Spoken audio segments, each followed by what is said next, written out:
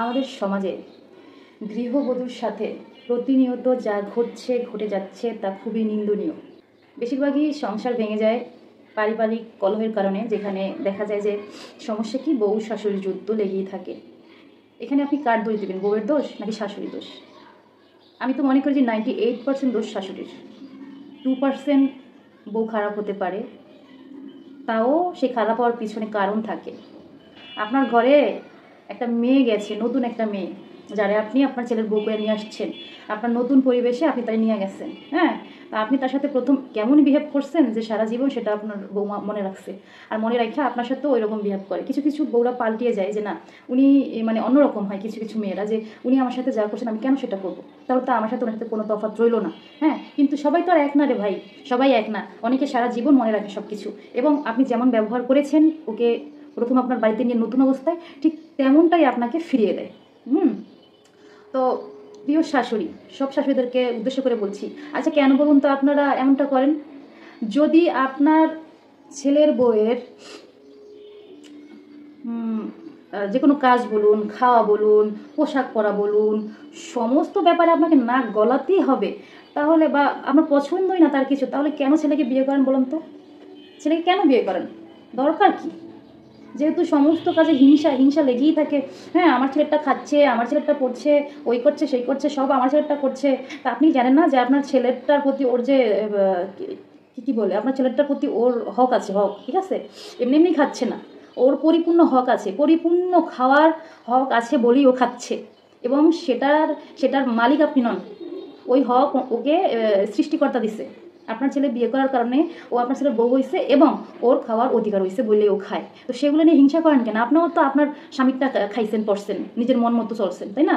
তো সেটা ফিল করতে পারেন না? আবার অনেক শাশুড়িরা আছে বলে কি, আমরা বিয়ের পরে এমন এমন থাকি নাই, এমন করতে পারি নাই, কত কষ্ট করছি। হ্যাঁ, এইটা মনে মনে ভাইবা বউরে কষ্ট দেন যে আমরা কষ্ট করছি, বউ কষ্ট করবো না কে, তাই না? এগুলো ঠিক না, বুঝছেন? আপনাদের কারণে একটা ছেলে এবং একটা মেয়ের জীবন নষ্ট হয়ে যায়। আপনার ছেলের তো কিছুই আসে না, আর আপনারও কিছুই যায় না, আসেও না, যায় না, কিন্তু যেই মেয়েটার জীবন নষ্ট করেন, ওই মেয়েটা চিরদিনের জন্য ধ্বংস হয়ে যায়। আমরা সবাই জানি সমাজে মেয়েরা অবহেলিত। মেয়েদের একবার বিবাহের পর ওই হাতে গোনা দু একটার জীবন ভালো হয়, তাছাড়া সবার জীবন ধ্বংস হয়ে যায়, ধ্বংস হয়ে যায়। ছেলেদের তো আল্লাহ মনে হয় পাওয়ার দিয়ে ফেলাইছে বেশি, যে কারণ ছেলেরা মাথায় উঠে নাচে। তো সব ছেলেদের দোষ না, আমি জানি কিছু কিছু ছেলেরা মায়ের কারণে বউয়ের সাথে খারাপ ব্যবহার করতে বাধ্য হয়। তবে ভাইয়েরা, তোমরা জ্ঞান দিয়া চলবা, কারো কথায় চললো না। আল্লাহ জ্ঞান দিছে না, তুমি সৃষ্টির সেরা জীব, তোমার আল্লাহ আবার অন্যরকম জ্ঞান দিচ্ছে, সেরকম জ্ঞান দিছে। তো তুমি তোমার জ্ঞান দিয়ে চলতে পারো না? তুমি জানো না তোমার বইয়ের প্রতি তোমার দায়িত্ব কর্তব্য কি? তোমার বইয়ের প্রতি তোমার বইয়ের প্রতি তোমার কতটা দায়িত্ব, কতটা কর্তব্য, বউকে কতটা সম্মান করতে হয়, সেটা যদি তোমার ফ্যামিলির কেউ না জানে, হ্যাঁ, তুমি যদি জেনে থাকো তাদেরকে শোনাবা, তাদেরকে জানাবা। তারপরে যদি তোমার বউকে তারা রেসপেক্ট করতে না পারে, তাহলে তোমার কাজ হচ্ছে তোমার বউয়ের জন্য ভিন্ন ঘরের ব্যবস্থা করা। ভিন্ন ঘর বোঝো তো? যেমন ধরো তোমার অ্যাবিলিটি অনুযায়ী হয় তুমি ঘর বাড়ি কিনবা, না হয় তুমি বউরে নিয়ে কি ভাড়া থাকো। হ্যাঁ, মানে যেইভাবে ভালো থাকা যায়। ক্যান্সারের মধ্যে থাকার দরকার কি? থাকার সংসার ভাঙার দরকার কি ভাই? আরে ভাই, মানে বানিয়ে অনেক কথা বলতেছি না, এগুলোর সম্মুখীন হয়েছি। হয়তো বলবেন যে আপা আপনি হয়েছেন, আমি না হলে কি হয়েছে ভাই? আমার কত আত্মীয় স্বজন আছে, এগুলো দেখতেছি না, অহরহ খবর বলেন, বারাবতী শিপাশি বলেন, সব দেখে না আমার মাথা পুরো হ্যাং হয়ে গেছে, এগুলো আর নিতে পারতেছি না, ঠিক আছে? সেই জন্য এইসব কথাগুলো বলা। হ্যাঁ, আর বোনেরা শোনো, তোমাদেরকে একটা কথা বলি। তোমরা যারা বলো যে ফোন দিয়ে মা বাবার কাছে বলো, বা বড় বোনের কাছে বলো যে আপা এমন এমন আমার সাথে এমনটা করে, আমারে ঠিক মতো খাইতে দেয় না, আমারে ছোটটা দেয়। শাশুড়ির তো এটা হচ্ছে আদর্শ, মানে ওনাদের এটা সব শাশুড়িদেরই একটা আদর্শ যে ঘরের বউ থাকলে খাইবো, না থাকলে নাই। বা যদি মাছ যদি জোটেও, ওই যে লেজ আছে না, মাছের লেজটা ছোট্ট করে একটা লেজ হয়, সেই লেজটা, অথবা অনেক সময় অনেক ক্ষেত্রে লেজও পায় না বউয়েরা, ঝোল থাকে, জল দিয়ে খাও, খাইলে খাও, না খেলে নাই, সেই দিকে তাকানোর কারোর সময় নেই। তো এক্ষেত্রে হাজব্যান্ডরা বউদের প্রতি খেয়াল রাখবেন, অবশ্যই খেয়াল রাখবেন। আপনার বউ কী খেলো না খেলো সেটা আপনার দেখার দায়িত্ব। আপনার বউ কেমন আছে, তার সুখে দুঃখে, এবং তার সুখে দুঃখে ইভেন তার সমস্ত কাজে আপনার সাপোর্ট দরকার, আপনার অনেক বেশি সাপোর্ট দরকার। তাকে আপনি এমনভাবে সাপোর্ট করুন যে আপনার ফ্যামিলির অত্যাচার সহ্য করে হলেও সে আপনার কাছে থাকতে বাধ্য হয় আপনার ভালোবাসার কারণে। আপনি তাকে এমন ভালোবাসা দেবেন, ঠিক আছে? আর হ্যাঁ, যেটা বলছিলাম যে বোনেরা যে বলো না যে মা আমার এটা দেয় না, খাবার দেয় না, বা বড় বোনরে বলো মনের কথাগুলো। হ্যাঁ শোনো বোন, তুমি কেউ দেওয়ার আশায় কেন বসে থাকো? কেউ তোমারে দিব আর তুমি খাইবা কেন বোন, কেন? তুমি এতটাই সস্তা? হ্যাঁ তুমি সেই বাড়ি কাজের লোক যাচ্ছো? তুমি সেই বাড়ি বউ হয়ে গেছো। বউ বউ স্বামী স্ত্রীর সম্পর্ক বোঝো বই না? এটা বিশাল বড় একটা সম্পর্ক, খুব মধুর সম্পর্ক, মহৎ সম্পর্ক, যেই সম্পর্কের ঊর্ধ্বে আর কোনো সম্পর্ক হতে পারে না। আর সেখানে তোমার কতটা গুরুত্ব, কতটা পাওয়ার তুমি নিজেও জানো না, তোমার কতটা অধিকার। তুমি তোমার অধিকার থেকে নিজের হাতে নিয়ে খাবা। হ্যাঁ আবার পারলে সব খাইয়া ফেলেও না। মানে তুমি, তোমার তো জ্ঞান আছে, ওই জ্ঞান অনুযায়ী তোমার যতটুকু দরকার প্রয়োজন ঠিক ততটুকুই খাবা।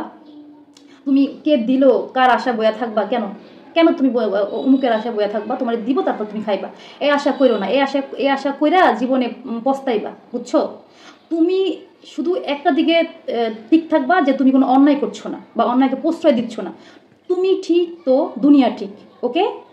তোমার ক্ষুধা লাগছে, ঘরে খাবার আছে, তুমি খাইবা, শাশুড়ি সাধবা, অন্যান্য সদস্যদের সাধবা, খাইলে খাইবো না খেলে নেই। তোমারটা তুমি, তোমার যতটুকু প্রয়োজন পর্যাপ্ত পরিমাণে তুমি নিয়ে খাবা। ওকে?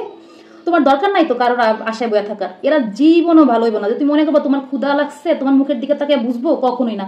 কখনো যে কোনো কোনো শাশুড়িরা এমন হতে পারে, হয়তো বউকে খুব ভালোবাসেন, আমি তাদেরকে উদ্দেশ্য করে কথাগুলো বলছি না, যারা এমনটা করেন তাদের উদ্দেশ্য করে এই কথাগুলো বলছি। এখনো সময় আছে, ভালো হয়ে যান। আপনারও মেয়ে আছে, আপনার মেয়েরও পরের বাড়ি দিবেন বা দিছেন। হ্যাঁ নিজের মায়ের বেলায় তো ভালো থাকলে কি মজা, আমার মায়েরটা ভালো আছে, আমার মায়ের কত সুখে আছে, পুরা মনে করেন হাস্যা হাস্যা সব সাথে শেয়ার করেন। কেন আপনার বাড়ি যেই মায়েরটা আছে সেই মায়েরটা কি মানে ইয়া কি কি কি বলে, কি বলবো, আমার মানে ভাষা নেই। সেই মায়েরটা কি বানের জলে ভাইসা আছে? সেই মায়েরা বানের জলে ভাইসা আছে।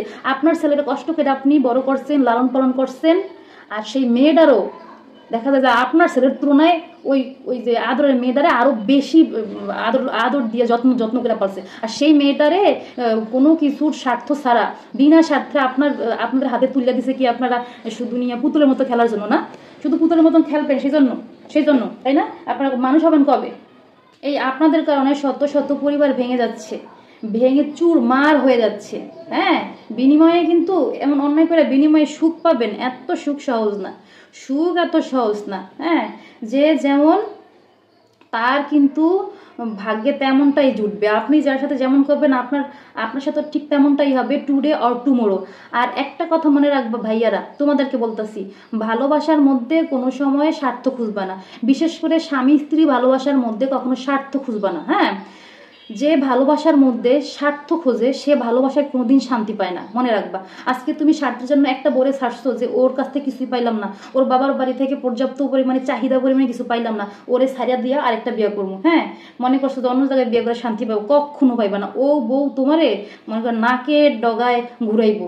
মানে যত নিকৃষ্ট কথাগুলো আছে তোমার সাথে ওইগুলা ঘটবো। যত নিকৃষ্ট কাজগুলো আছে তোমার সাথে তোমার বউ ওইটাই করবো, তুমি যদি কোনো মেয়ের এইভাবে কান দাও। ঠিক আছে?